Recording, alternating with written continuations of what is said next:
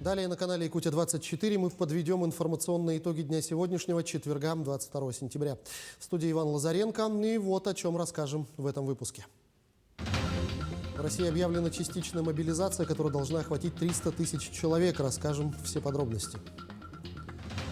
Глава Якутии Айсен Николаев находится с рабочим визитом в Алекминском районе, где он ознакомился с ходом ремонтных и строительных работ. В Якутском аэропорту продолжается работа по реализации стратегии развития аэропорта до 2032 года. В Нерюнгри собирают подписи о переносе празднования Дня города на летнее время. Насколько это реально и актуально ли для жителей? В спортивном комплексе «50 лет Победы» со вчерашнего дня развернут пункт сбора граждан на частичную мобилизацию. Пункт работает круглосуточно в 3 смены. И сюда прибывших отправляют в республиканский сборный пункт, который расположен по улице 50 лет Советской армии. Вчера из столичного пункта направили 16 человек. Это в основном граждане, которые отслужили в армии, явились с повесткой или же приходящие по собственному желанию. Получается, мы призвали военкомат, вручили повестку, и сейчас вот ожидаем мобилизации уже, вооруженные силы. Работал я управляющим рестораном, сейчас уже должность передали, это все в кратчайшие сроки, за 3 часа это сделали, и уже готовы уже выезжать. Эмоции сейчас смешанные, до сих пор до конца не понимаю, что вообще происходит, а так, в целом отлично, я думаю, не знаю, хорошо. Состояние хорошее. Сегодня также получили повестку, вызвали военкомат, вручили боевую повестку, вот дали 3 часа на сборы, получается, все это. У меня свое ООО, я, получается, делал генеральную доверенность на жену за этот период.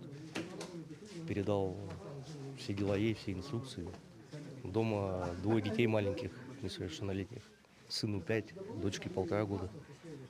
Мы ничего не понимаем, что происходит, что как. Вызвали, сказали, надо. Поехал в военкомат, вручили повестку, сказали в течение 3 часов собраться. Вот собрался, приехал сюда, эмоции бешеные. Еще дочка родилась, съездил, увидел напоследок, попрощался. Настрой боевой, так что вперед, только вперед. Наши корреспонденты вышли на улицы и выяснили у жителей Якутска, как они относятся к объявленной частичной мобилизации. Принимает решение правительства. Но, очевидно, в этом есть необходимость. Я думаю, дела так обстоят, что требуются дополнительные силы для того, чтобы осуществить до конца. Бывают какие-то реальности, к которым приходится относиться с пониманием, что или, как говорится, пан, или пропал. Здесь очень сложный вопрос, но, к сожалению, вот до того дошло, до этой ситуации дошла. И просто не знаешь, к кому обращаться, мыслями своими о том, чтобы скорее всего это закончилось. Конечно, это разрешилось бы для всех людей земного шара, людей, простых людей, обычных людей, с какими-то минимальными потерями и с большими уроками, чтобы жить, в общем-то, в мире. Надо жить в мире. Но вот в наше время это очень сложно. Мир всегда жил в войнах. К сожалению, вот и нашу долю сейчас выпало это учесть. Поэтому будем смотреть, как все развивается. Жаль, что к этому мы пришли, очень жаль, но, надеюсь, обойдется. Конечно, поддерживаю. И муж поддерживает, поэтому и поехал туда, и воюет, и защищает. Поэтому мы всей семьей поддерживаем. Я мобилизацию поддерживаю. Я думаю, что это правильное решение. В таких трудных ситуациях мы должны поддерживать своего президента и свою родину. Раз уж сложилась такая ситуация, что мы вынуждены отстаивать свои права таким образом, то я думаю, что мобилизация нам просто необходима в данном случае. Я поддерживаю, да. Надо мобилизироваться.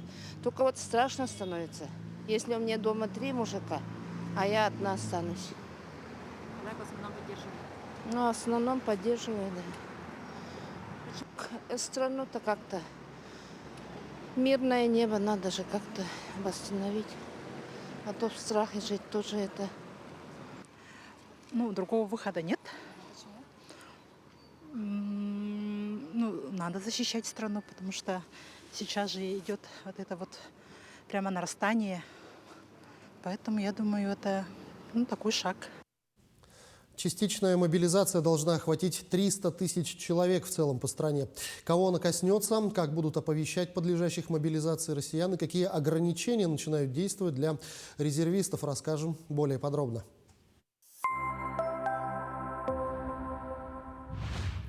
Президент России Владимир Путин 21 сентября подписал указ о частичной мобилизации в стране.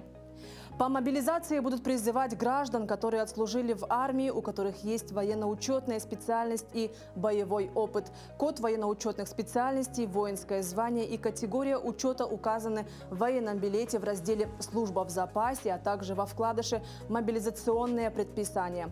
После набора призванные по мобилизации пройдут военную подготовку или переподготовку. Уровень денежного содержания призванных по мобилизации будет таким же, как и у тех, кто проходит службу по контракту, от 205 тысяч рублей в зависимости от должности. При этом контракты о прохождении военной службы, заключенные военнослужащими, продолжают свое действие до окончания периода частичной мобилизации, за исключением случаев увольнения. Также 21 сентября вышел приказ военного комиссара Республики Саха-Якутия. Согласно документу, все офицеры, прапорщики, мичманы, сержанты, старшины, солдаты и матросы запаса, проживающие постоянно на территории республики, вызванные в военные комиссариаты, получившие персональные повестки, имеющие на руках мобилизационные предписания военных комиссариатов, улусов и городов Якутии, должны явиться в установленные сроки в военные комиссариаты, указанные в повестке. Помимо этого, офицерам, прапорщикам, мичманам, сержантам, старшинам, солдатам и матросам запаса, не имеющим на руках мобилизационных предписаний и не получившим повестку военных комиссариатов, выезд за пределы района города временно запрещается. Право на отсрочку частичной мобилизации имеют забронированные органами власти как необходимые для их функционирования, признанные временно негодными к военной службе по состоянию здоровья на срок до 6 месяцев, занятые постоянным уходом за близкими родственниками, признанными нуждающимися в таком уходе, либо являющимися инвалидами первой группы при отсутствии других лиц, обязанных по закону содержать указанных граждан, являющиеся опекуном или попечителем несовершеннолетнего родного брата или несовершеннолетней родной сестры при отсутствии других лиц, обязанных по закону содержать указанных граждан, имеющие на иждивении 4 и более детей в возрасте до 16 лет или имеющие на иждивении и воспитывающие без матери одного ребенка и более в возрасте до 16 лет, имеющие жену, срок беременности которой составляет не менее 22 недель и имеющие на иждивении 3 детей в возрасте до 16 лет, матери призываемых лиц, имеющие кроме них 4 и более детей в возрасте до 8 лет и воспитывающие их без мужа, студенты, обучающиеся в вузах, члены Совета Федерации и депутаты Государственной Думы. Также в приказе написано, что граждане, не явившиеся в указанные им сроки и пункты, также их руководители организаций, независимо от организационно-правовых форм и форм собственности, препятствующие своевременной явке граждан от мобилизации, несут ответственность в связи с законодательством Российской Федерации. Тем временем Банк России рекомендовал банкам и микрофинансовым организациям давать кредитные каникулы мобилизованным гражданам и порекомендовал банкам не взыскивать с них просрочки по кредитам и не выселять их из ипотечного жилья, на которое ранее было обращено взыскание. Аналогичные рекомендации даются в отношении родственников у них на иждивении. При этом глава комитета Госдумы по финрынку Анатолий Аксаков предложил законодательно закрепить положение о кредитных каникулах для мобилизованных граждан. Позже первый замглавы комитета Госдумы по строительству Владимир Кошелев сообщил, что внесет инициативу об оплате государством ипотеки и автокредитов на время службы мобилизованных в вооруженных силах. В Якутии разработают меры поддержки семьям, членов которых призовут по объявленной в стране частичной мобилизации. Об этом сообщил глава региона Айсен Николаев. Напомним, 21 сентября Владимир Путин во время своего обращения заявил о частичной мобилизации в России. Призыву на военную службу будут подлежать граждане, которые в настоящий момент состоят в запасе, и прежде всего те, кто проходил службу в рядах вооруженных сил и имеет определенные военно-учетные специальности и соответствующий опыт. Жители Луганской Народной Республики очень рады и ждут проведения референдума о присоединении к России. Об этом заявил представитель Общественной палаты Луганской Республики. По его словам, это долгожданное событие, которого граждане ждали несколько лет. Напомним, референдум начался 23 сентября и завершится 27-го. Для жителей это будет настоящим событием. Этого события мы уже ждем 8 лет.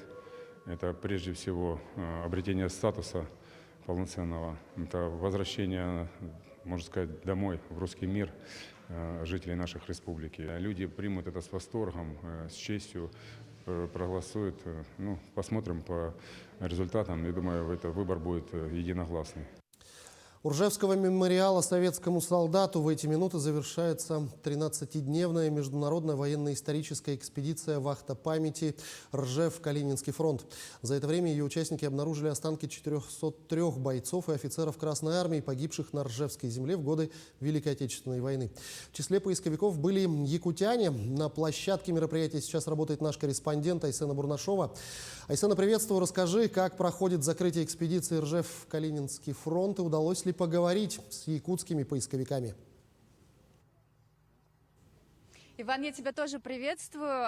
С якутскими поисковиками нам, конечно же, удалось поговорить, но хочется рассказать вам обо всем по порядку. Конечно же, закрытие такого важного мероприятия, как «Вахта памяти», прошло в такой торжественно-траурной обстановке, как и подобает, со всем почетом и уважением. Так, например, прямо сейчас гробы, в которых находились останки найденных бойцов, уже предали земле, и спустя почти 80 лет солдаты обрели свой покой.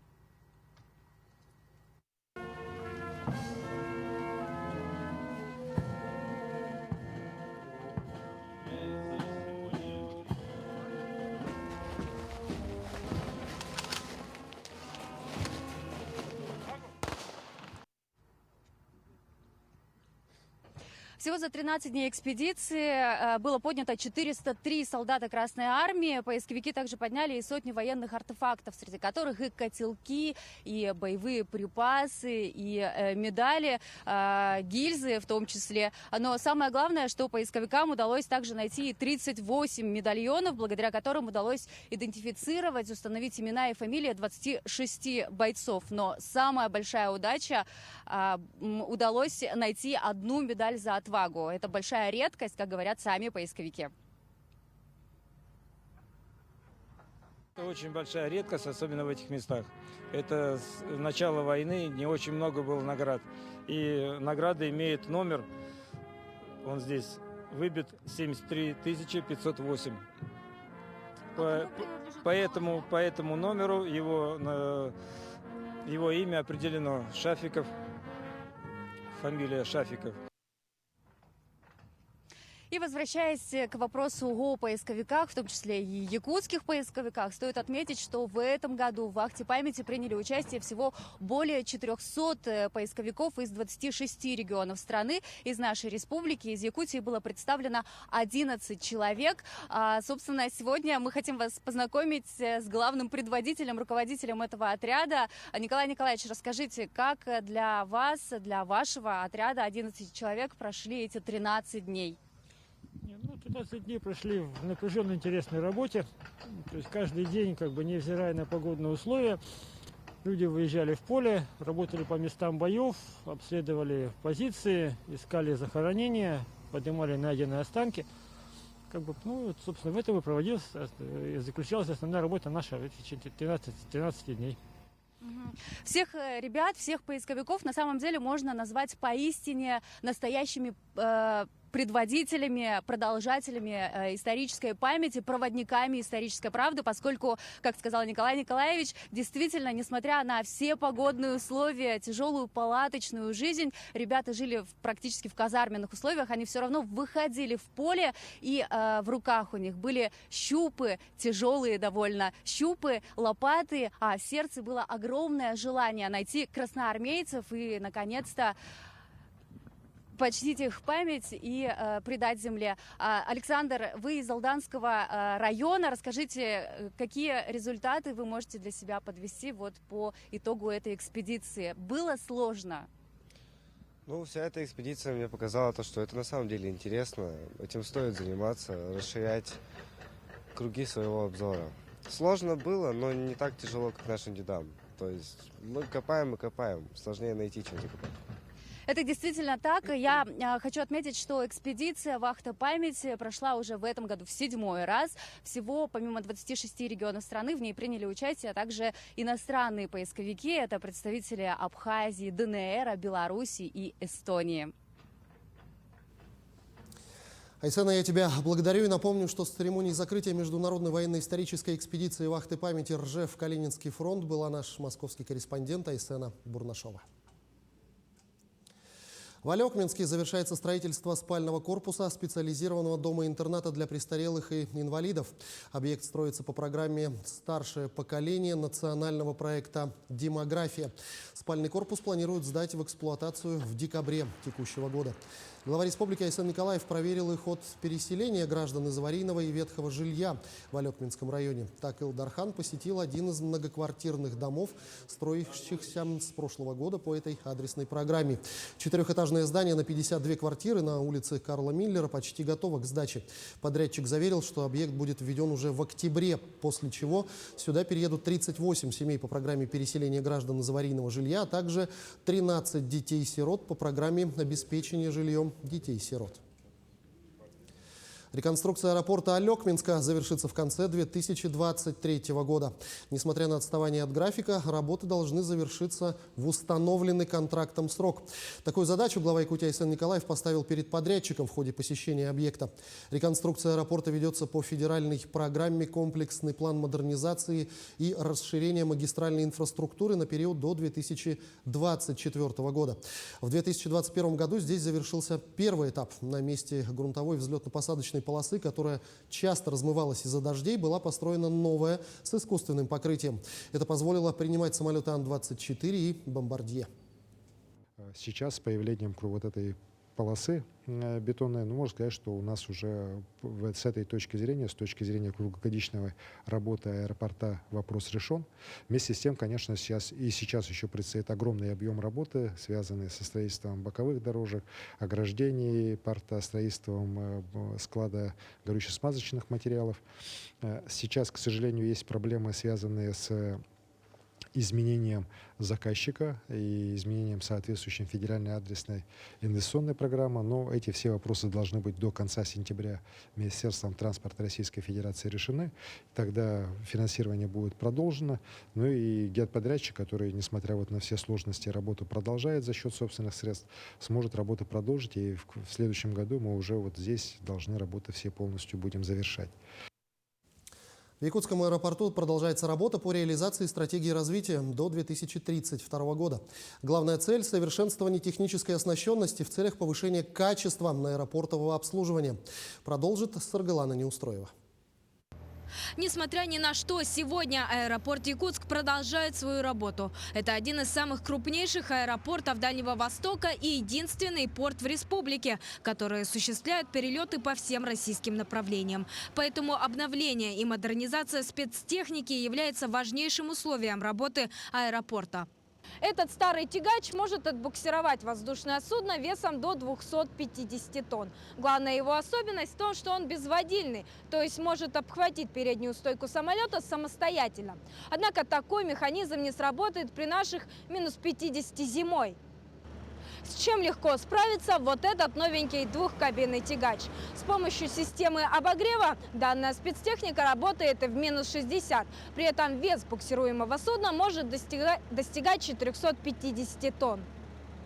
Это из недавних приобретений аэропорта. Сама же программа действует уже 3 года. За это время компания закупила порядка 10 единиц техники. Оборудование становится незаменимым на каждом этапе эксплуатации воздушного судна. От подготовки санузлов на борту до защиты от обледенения. Потом у нас в 2019 году приобрели Volvo. Эта машина, спецтехника, предназначена для обработки воздушных судн противообледенительной. Это значит, что во время снега, чтобы при вылете воздушных судн не преобразовался воздушные, при холодном воздухе снег не превратился в лед, обливаем жидкостью. В следующем году сотрудники аэропорта надеются на покупку электроагрегатов, предназначенных для запуска бортов. Всего же на сегодняшний день в парке спецавтотранспорта более 200 единиц самой разной специальной техники, принимающей участие в обслуживании пассажиров воздушных судов. Светлана Неустроева, Владимир Павлов, Якутск. Современные реалии, время действовать. В Якутске начался ежегодный гражданский форум. В 5 тематических площадках обсудят актуальные аспекты развития гражданского общества, а именно по настроению в обществе, патриотическому воспитанию, по общественному контролю и защите материнства и детства. Цель форума заключается в обеспечении эффективного взаимодействия институтов гражданского общества, органов власти и некоммерческого сектора. Напомним, что форум приурочен к столетию якутской автономии и Году матери в республике. Ну а подробнее о работе форума поговорим сегодня с нашим гостем. Это Айтал Яковлев, член Общественной палаты Якутии, доцент исторического факультета Северо-Восточного федерального университета. Айтал Игоревич, я вас приветствую. Здравствуйте. Ну, в целом расскажите, что это за форум, кто принимает участие, кто организатор и сколько съехалось на него участников? Участников было очень много. В основном это были общественники, понятное дело. Также были образовательные учреждения, научные, и участниками были также еще и школьники, студенты. То есть те люди, которые вот непосредственно работают в сфере патриотического воспитания, например, гражданского общества, развития, да, и те люди, которые вот непосредственно участвуют и на кого направлена вот эта работа. Ну, расскажите чуть подробнее. Сегодня завершился первый день работы форума, насколько я знаю. Да? Какие вопросы обсуждались, насколько активно участники принимали, скажем так, участие, какие проблемы, скажем так, были озвучены? За все площадки я пока не могу сказать, потому что у нас завтра будет как раз пленарное заседание итоговое. А я сегодня вел 4-й блок в площадке патриотического воспитания в общественных организациях. И у меня блок назывался «Этнокультурная идентичность в условиях кризиса культурной глобализации». Да, вот в этом плане. И говорили о фундаментальных вещах, о том, кто человек, как на него не воздействовать, а как его воспитывать, на что обращать внимание, из чего состоит его мировоззрение, как его формировать. В этом мне помогали политологи, также еще представители из общественных организаций. И самое мне понравилось то, что из филармонии выступали и рассказывали как раз про музыку, вот как формирует вот идентичность человека. Завтра, я так понимаю, работа форума будет продолжена. Расскажите, какие темы будут подниматься завтра и в последующие дни? Завтра будет большая работа. Почему? Потому что как раз все модераторы площадок, все те, кто сегодня участвовал, выступили. Будет принята резолюция, будет рассмотрены предложения, которые мы собрали в течение этого дня. И, например, вот по 5 большим площадкам, где внутри работали до 6-7 блоков, это больше 20 человек, например, в одном направлении. Вот это предложение все будут рассмотрены как раз завтра. А вот те резолюции, которые по итогам работы форума будут приняты, в каком виде они дальше свое существование продолжат? Как обычно, у нас общественная палата работает, мы пишем рекомендации, какие-то вот экспертные мнения, экспертные рекомендации, они будут направлены, понятно, правительству Республики Саха-Якутия, муниципальное образование, учреждения. И, надеюсь, те участники, которые сегодня приходили и посмотрели, и участвовали в этом форуме, получили вот и практические, и теоретические помощь гражданского развития республики. Все понятно. Айтал Игоревич, я благодарю вас за эту беседу. Спасибо, что ответили на наши вопросы. Удачного проведения форума и хороших благодарных участников. Спасибо. О работе гражданского форума, об итогах его первого дня нам рассказал Айтал Яковлев, член Общественной палаты Якутии, доцент исторического факультета Северо-Восточного федерального университета. Но мы движемся далее. Жители Нерингри собирают подписи о переносе празднования Дня города на летнее время. Соответствующую петицию с обращением в городской совет депутатов подписали около 150 человек. Насколько это возможно и актуально ли это для города и его жителей, разбиралась Ирина Лазаренко. Официальная дата основания города Нерингри – 5 ноября 1975 года. Именно в этот день ежегодно проводятся мероприятия, посвященные празднованию Дня города. Но, как говорят инициаторы переноса, речь идет не об изменении исторической даты основания города, а всего лишь о переносе празднования на более теплое время. Ну, это примерно как, если бы у меня день рождения 23 июля, я захотел бы, захотелось мне праздновать его в другое время. Потому что мне не понравилось что-то в этом дне или во время года. Нет, это неправильно. Историческая ценность события именно в том и заключается, что оно должно происходить в то время, в которое и было изначально задумано. Горожанам хотелось бы видеть современный, яркий, полномасштабный праздник с красочным оформлением площади, праздничным шествием, выступлением артистов, проведением мастер-классов, выставок, ярмарок, говорится в петиции. Творческий сезон у нас начинается в середине августа и заканчивается в середине июня СХМ и Днем России. После этого все наши основные сотрудники уходят в ежегодные оплачиваемые отпуска, а залы находятся на текущем ремонте и подготовке к новому творческому сезону. Также мы все хорошо знаем, что у нас в отпуска уезжают и дети, и жители, поэтому проводить День города не с кем будет, некому и не для кого. В итоге мнение горожан разделилось. Старшее поколение считает, что дата должна остаться исторической, а молодежь хочет отмечать праздник летом. Как раньше было, наверное, к старым временам же относим, переходим. Возвращаемся. Ну, не знаю, как народ решит, так и будет. Ну, праздник летом, конечно, хорошо, но дело в том, что праздник празднуется тогда, когда это произошло. Раз было как начало города в ноябре, значит, должен быть в ноябре. Вероятнее всего, это было бы более приятно, потому что холодно слишком в ноябре. А так, не знаю. Я не выхожу на улицу в ноябре, так что... В холодное время вряд ли кто будет выходить, много людей. Летом больше народу соберется. Летом, наверное, лучше праздновать. По сложившейся традиции День города Нерюнгри отмечается торжественными мероприятиями на закрытых площадках без уличных гуляний. Обычно это концертная программа на сцене Центра культуры и духовности имени Пушкина и чествование первостроителей на предприятиях и в учреждениях. Ирина Лазаренко, Вадим Барашков, Нерюнгри. И в завершении о погоде в Якутске на завтра. По данным Управления гидрометеослужбы, завтра в столице региона без существенных осадков. Ветер юго-восточный от 3 до 8 метров в секунду. Ближайшей ночью в Якутске -3, -5 градусов. Завтра днем +5, +7. Вы смотрели итоги дня на канале Якутия-24. Для вас в студии работал Иван Лазаренко. Я с вами прощаюсь и до встречи в эфире.